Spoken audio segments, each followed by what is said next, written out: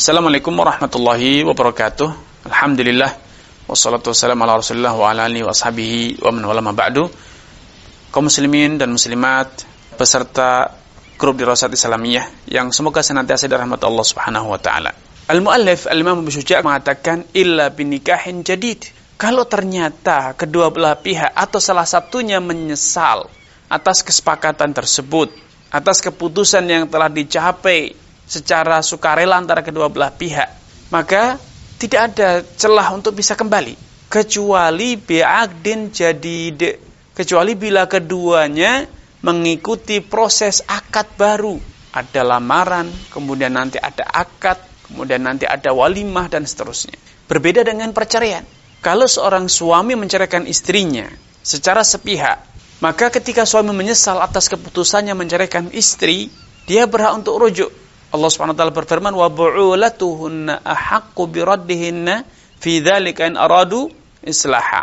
Dan suami-suaminya lebih berhak untuk mengembalikan istrinya ke pangkuan pernikahannya, untuk mengembalikan ikatan pernikahan yang telah retak itu untuk menjadi utuh kembali. Kapan? Fi dzalika, selama masa iddah itu masih berlaku. In aradu islaha, jika suami memutuskan untuk rujuk itu dalam rangka berupaya membenahi rumah tangganya, membenahi hubungan kekeluargaan dengan istrinya, bukan dalam rangka memperpanjang masa suami bisa menzalimi, memperpanjang masa agar suami memiliki akses untuk melampiaskan amarahnya atau menghalang-halangi istri dari menikah dengan lelaki lain. Betul-betul rujuk itu tujuannya adalah untuk kebaikan. Itu tidak terjadi pada gugat cerai. Ketika putusnya hubungan pernikahan itu terjadi karena khulu', maka tidak ada kewenangan bagi suami untuk merujuk walaupun istri masih harus menanti 1 kali haid untuk memastikan bahwa rahimnya dalam kondisi kosong, tidak sedang terisi oleh janin dari mantan suaminya. Dan walaupun istri belum bisa menikah dengan lelaki lain, ya, karena urusan istibra itu bukan sekedar bahwa dia boleh menikah atau bisa dirujuk atau tidak, tetapi adalah untuk dalam rangka disyaratkannya istibra itu dalam rangka menjamin, memberikan kepastian hukum kepada janin yang barangkali terlanjur melekat di dalam rahim wanita tersebut sebelum akhirnya wanita itu memutuskan untuk mengakhiri hubungan pernikahan melalui proses khulu'. Dan inilah pendapat yang paling kuat di kalangan para ulama, bahwa pernikahan yang berakhir dengan khulu' itu berakhir bukan karena proses perceraian. Khulu' itu tidak terhitung sebagai perceraian, tetapi itu adalah fasakh, pemutusan hubungan nikah dengan cara mengurai kembali pernikahan tersebut. Al-Muallif rahimahullah ta'ala pada penjelasan ini mengatakan bi'aqdin binikahin, jadi artinya ruang untuk kembali itu ada, masih terbuka, tapi bukan dengan keputusan sepihak suami, tetapi harus dimusyawarahkan kedua belah pihak, seperti halnya ketika kedua orang ini belum pernah menikah sebelumnya. Harus ada lamaran, harus ada kerelaan dari kedua belah pihak.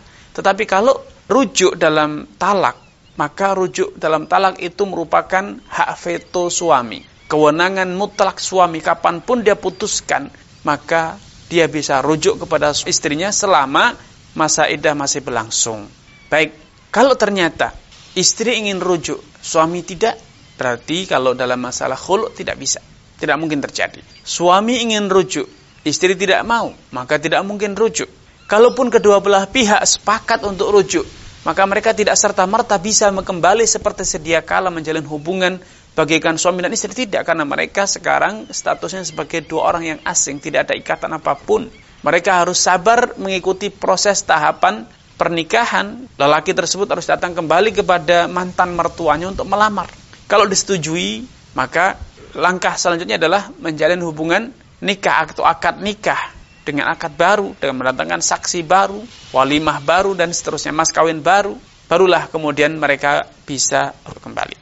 Kenapa demikian? Karena dalam Al-Quran Allah telah menetapkan at-talaqu marratan, perceraian yang padanya suami berhak untuk rujuk kepada istri itu hanya 2 kali, ya. Selanjutnya Allah Subhanahu wa taala menjelaskan bahwa kalau suami memutuskan perceraian untuk menceraikan istrinya, maka Wala yahillu lakum an ta'khudhu mimma ataitumuhunna syai'an. Tidak halal bagi suami untuk meminta kembali mas kawin yang pernah dia berikan. Illa an yakhafa alla yuqima hududallah. Kecuali bila kedua belah pihak khawatir atau salah satunya khawatir tidak mampu menunaikan batasan-batasan dan ketetapan-ketetapan hukum Allah dalam urusan pernikahan. Fa in khiftum alla yuqima hududallah fala junaha alaihi ma fi maftadat bih. Kalau kalian khawatir bahwa kedua belah pihak suami dan istri tidak mungkin menunaikan kewajiban sebagai suami atau sebagai istri, maka keduanya boleh bersepakat untuk mengakhiri pernikahan melalui jalur iftida, melalui jalur tebusan. Kemudian pada ayat selanjutnya Allah mengatakan fa in talaqaha fala tahillu lahu min ba'du hatta tankiha zawjan ghairah.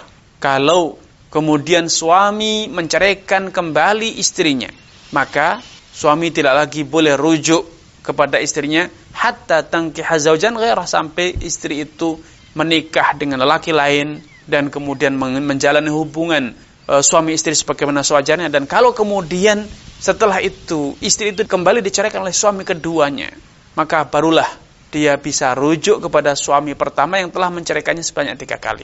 Nah, dalam konteks ayat ini Allah menyebutkan 2 kali perceraian, kemudian menyebutkan proses khulu', dan selanjutnya menyebutkan perceraian ketiga.